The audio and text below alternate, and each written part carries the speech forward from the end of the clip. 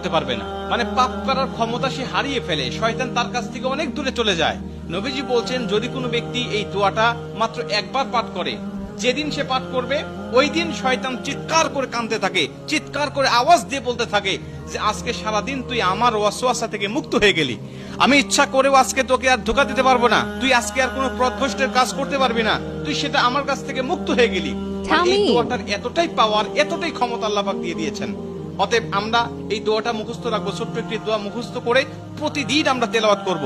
আমরা কিন্তু অনেকেই আছি পাপ ছাড়তে চাই, কিন্তু আমরা এমন কিছু দেখি বা এমন কিছুর সম্মুখীন আমরা হয়ে যাই, ওটা দেখার পরে আমরা নিজের উপরে নিজের কন্ট্রোলটা হারিয়ে ফেলি, তখন আমরা পাপ করতে বাধ্য হই বা পাপ শয়তান আমাদেরকে করিয়ে ফেলে।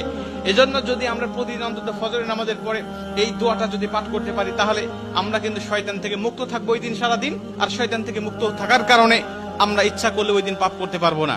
নবীজি এই দোয়াটা